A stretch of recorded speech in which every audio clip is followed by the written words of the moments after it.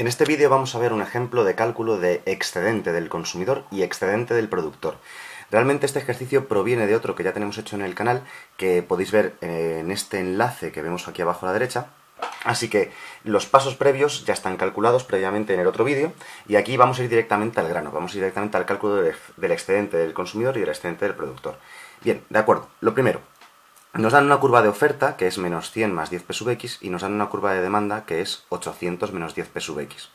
La representación gráfica de esas líneas rectas, de esas curvas de demanda y de oferta, que son líneas rectas, es la que tenemos aquí hecha.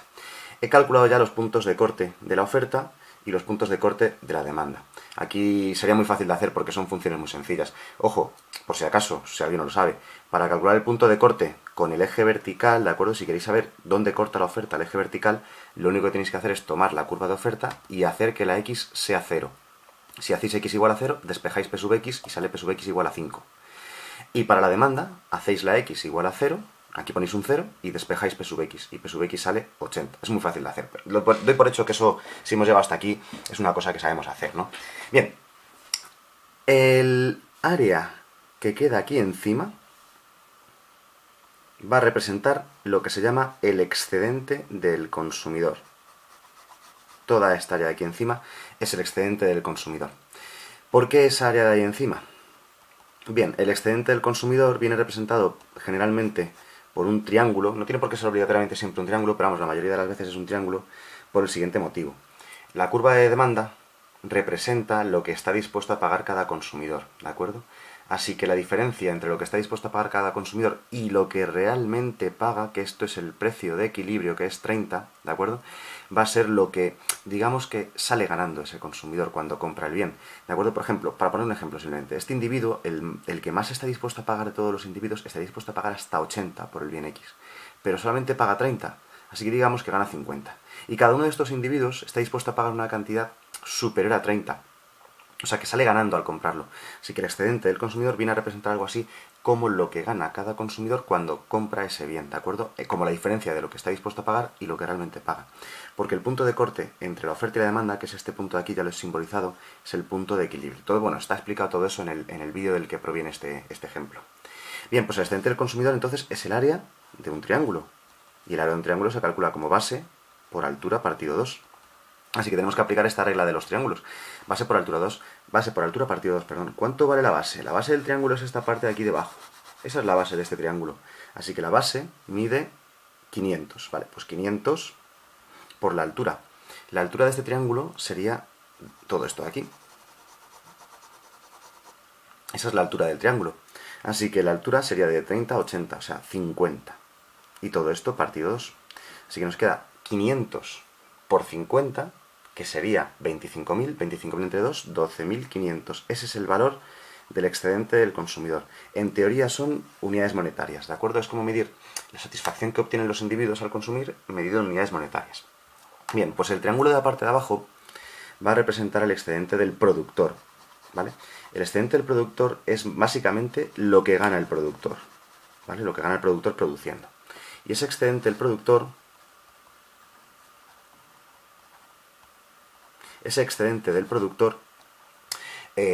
realmente se puede definir también como el beneficio de la empresa más los costes fijos, ¿vale?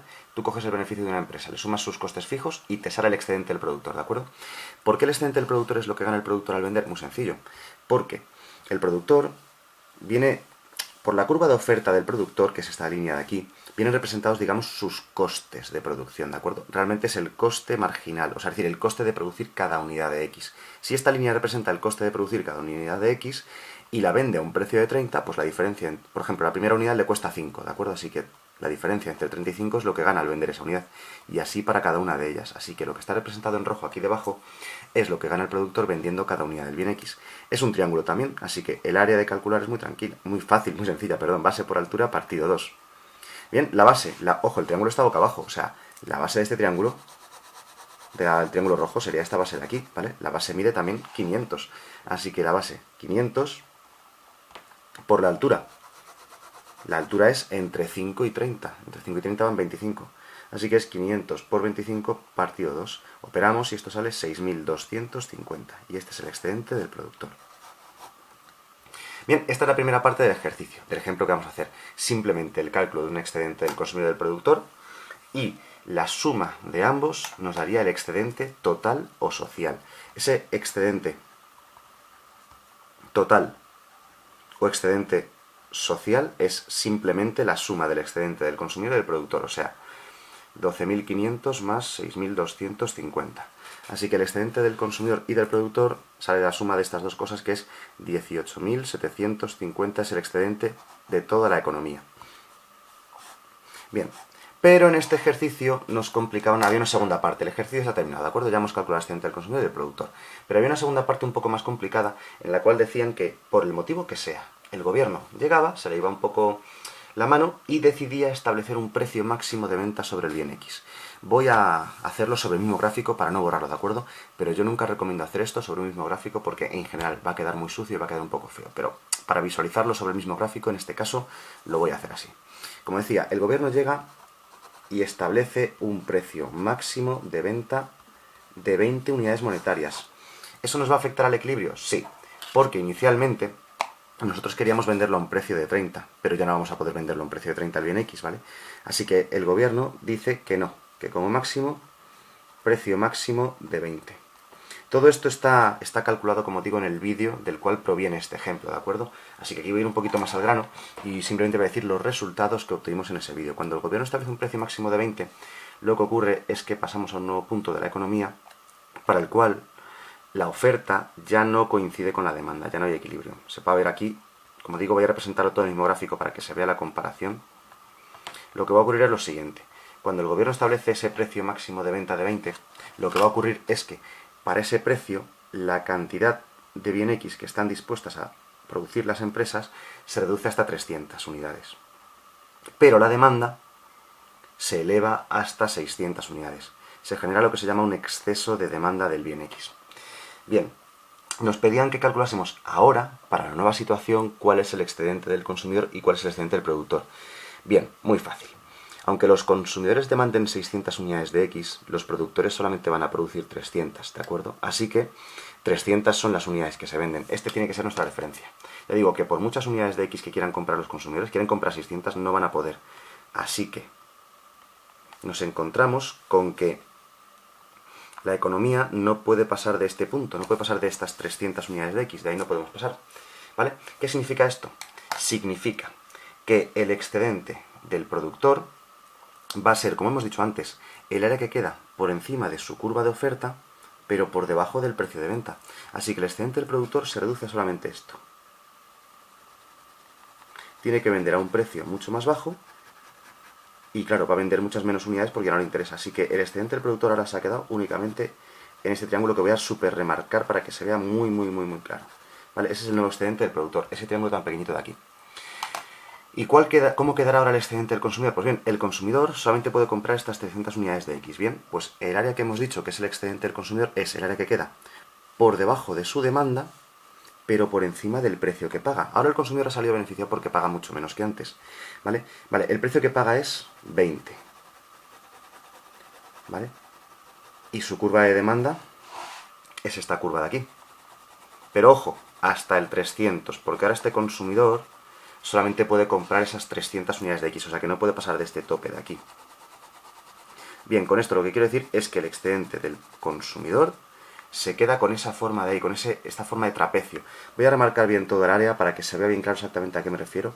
Y como digo, he querido hacerlo sobre el mismo gráfico. Esto jamás lo hagáis en un examen o en un ejercicio que haya que presentar en clase o cosas del estilo, porque veis que queda muy sucio. Y aunque ahora se va a ver bien la situación actual, la situación anterior no se ve nada, ¿no? O sea, esto lo ideal es hacerlo gráficos. Lo bueno es que como esto es un vídeo, si queréis ver la situación inicial, pues podéis echar el vídeo hacia atrás y la podéis ver.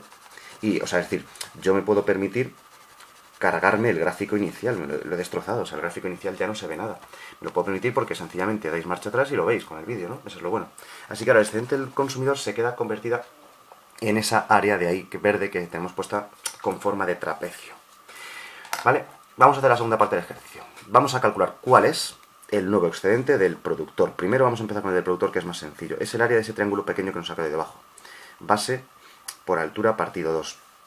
La base es la parte de arriba y la base mide 300 unidades ahora. Por la altura es entre 5 y 20, que es 15.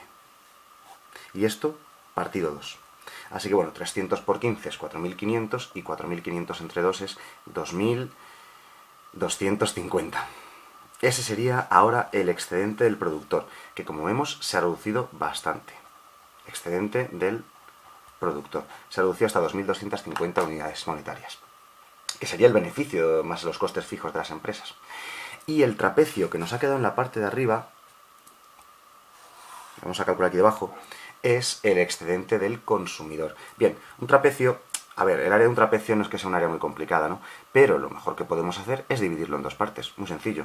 Tenemos que un trapecio siempre está compuesto de un triángulo más un rectángulo. Así que lo que vamos a hacer es calcular el área del triángulo más el área del trapecio, del rectángulo, y lo calculamos por separado y listo.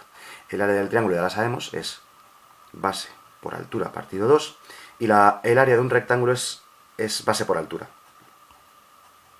¿De acuerdo? No tiene por qué quedar un cuadrado, o sea, por poder podría salir un cuadrado, pero no, en general es un rectángulo.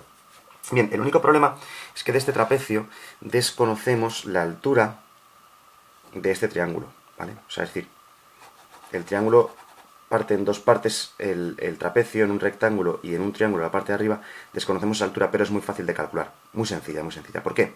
Porque esta altura de aquí se corresponde con este punto de aquí, ¿vale?